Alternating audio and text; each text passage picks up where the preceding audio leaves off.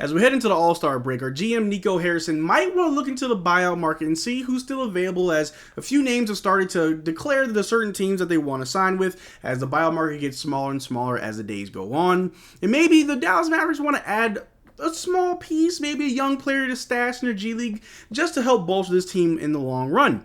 How's it going, everybody? My name is Marcel Martin. This is Mavs Digest, bringing you everything Mavericks related. But before we get into today's video, 91% of you guys watching are not subscribed. You want to make sure you hit that subscribe button so you don't miss out on the video. We're dropping them back to back. We're dropping like it's hot. And you want to make sure you get all the news the moment it's coming out. But like I said, the All-Star break is upon us. Not many stuff popping up. You know, we got about 7-8 days without any games. We'll report on Luka Doncic in the All-Star game and a couple other guys as well. I know Derrick Lively is there for one of the little events that they got going on. But we might want to look into the buyout market. I know I made a video before about 3 players who the Dallas Mavericks could go after. I was really high on Danilo Gallinari, but right before this video, it was announced that he is going to be signing with the Bucks for the remainder of the season. So that's another player gone. And like I said in the intro, as the days go on, the buyout market is getting smaller and smaller. But there are still a few players that are available that the Dallas Mavericks may want to go after. The first player we're going to talk about is Furkan Korkmaz. It was reported the day of the trade deadline that unfortunately he was waived from the Philadelphia 76ers. Well, he was traded to the Pacers from the 76ers for Buddy Hield, and then it was reported that the Pacers are waiving Furkan Korkmaz, who they acquired in the deal with the 76ers for Buddy Hield. It's unfortunate. I mean, I can't really say I'm a Furkan Korkmaz fan, but I'm familiar with his game. He is a pretty good scorer, plays modest defense, but he's a really good three-point shooter, and just over his stats right there.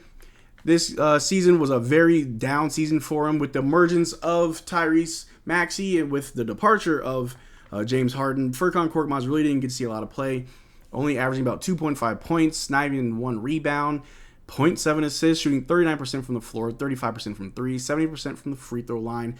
His minutes and his usage drastically dropped this season, and he's only 26 years old, so it's not like he's an old vet trying to get some more minutes and get some run with the team to hopefully get a ring.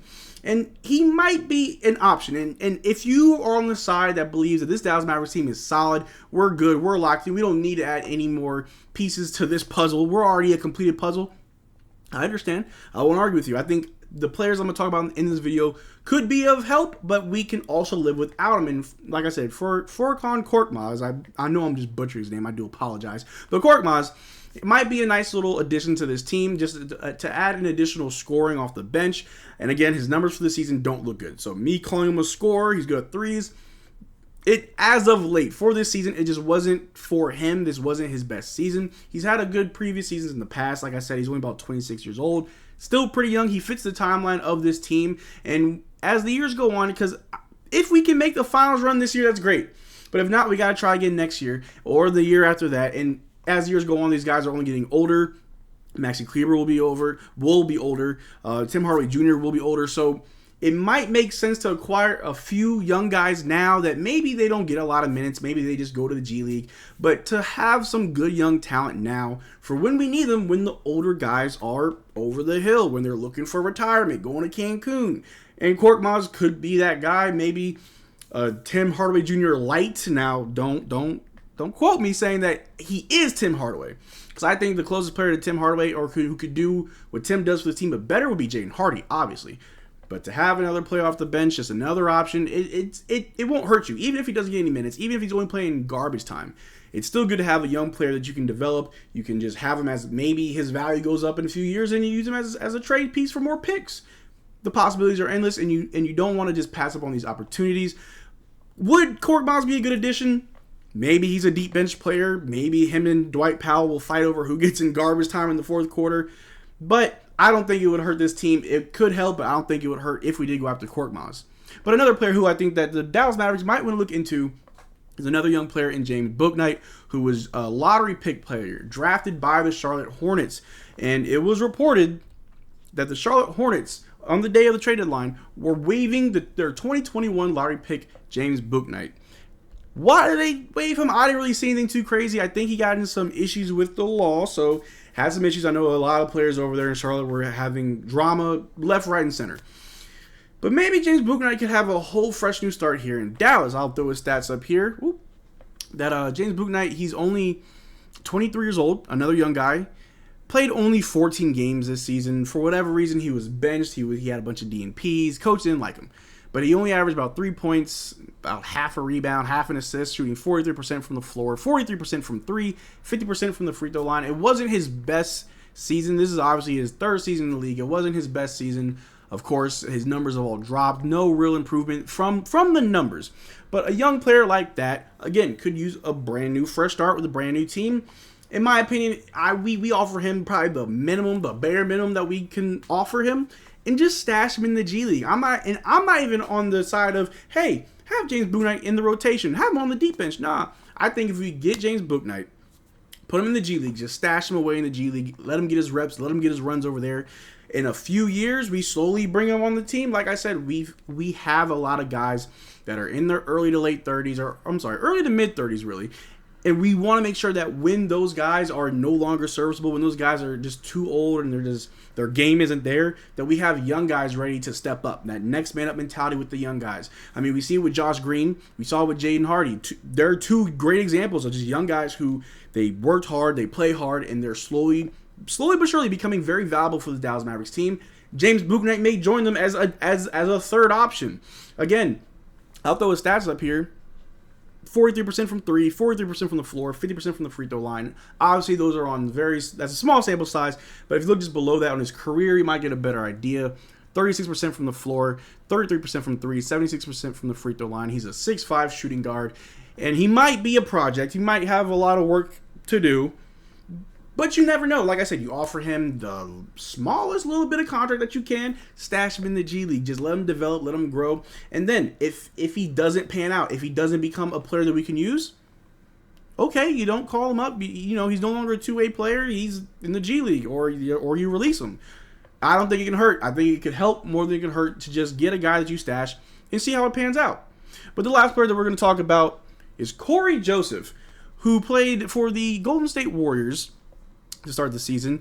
And as we know, the Golden State Warriors really just aren't the Golden State Warriors of old. They're not that scary. I mean, they're on a small winning streak right now, but this has not been close to one of their best seasons as of late, especially after they won a championship just 2 seasons ago. And Cory Joseph, it was announced at here we go. He was traded to the Pacers from the Warriors for cash consideration, and then the Pacers waived Cory Joseph that same day of the trade deadline. It was unfortunate. He's still a free agent at the time of this recording. And I throw his name in the ring, or throw his name in the hat, is because we didn't get Spencer Dinwiddie, right? Spencer Dinwiddie wanted a bigger opportunity. He wanted more minutes and probably more money to go to LA. You get all that. Understandable. And as fans, we know that someone like Spencer Dinwiddie probably wouldn't get a lot of minutes and a lot of opportunity here in Dallas. But a player like Cory Joseph, who also want to get a lot of minutes and want to get a lot of playing time, but can still be serviceable as another ball handler, as another point guard to just help this team in those tricky situations where we got players hurt, we got players out. It's the playoffs and we just need to throw in somebody. Cory Joseph might be an option, might not be your best option, might be a cheap option. But in his stats right here, he's a 6'2" point guard / shooting guard. A down season for him. Like I said, he was coming off the bench for the Warriors and it just wasn't his best season, averaging only 2 points, 1 rebound, 1 assist, shooting 35% from the floor, 31% from three, and 57% from the free throw line. But if you look at his career averages, 6 points, 2 rebounds, 3 assists, 44 from the floor, 34% from three, and 78% from the free throw line. Those career averages definitely look more like a player who can come off the bench, who can get us some quick little playmaking, easy buckets, maybe not even score, maybe just facilitate. And obviously we have someone like Dante Exum, who is our third ball handler. I'm not trying to find a Dante Exum replacement because I like the kid, I love the guy, I think he's great for us. But if we have a roster spot, if we have money to spend, I don't think it would hurt the team if we either spend it on one of the young guys that we can stash in the G League, put them on the deep bench, and just wait till they mature and get better, or go for someone like Cory Joseph. I'll throw his stats up again. I mean, he's only 32. That's a veteran. Okay, I thought he was a bit younger than that. Cory Joseph being 32 might not be where we want to go.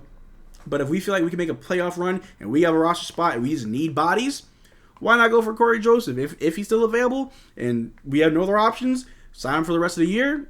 And in the summer, just let him go. But you guys let me know in the comment section, who do you think that we should go for? Or do you think that we should just keep the roster as is. I understand that this team is doing very well right now. I've been ranting and raving about it in the last few videos, so I get it. Maybe we don't need any extra help, and we're just good the way we are. But you let me know in the comment section. And also, in the description below, we have the link to our Discord. Digest Media has our own Discord channel. Mavericks Digest got their section. Anybody can join. You can talk to me. You can reach me there. I'm very accessible. I'm always in the chat. Love to talk basketball with you guys. Talk to you on a personal level. Get to know you guys out there in the Mavericks media or the Mavericks fan base. Come talk to me. But until the next video, man, y'all take care.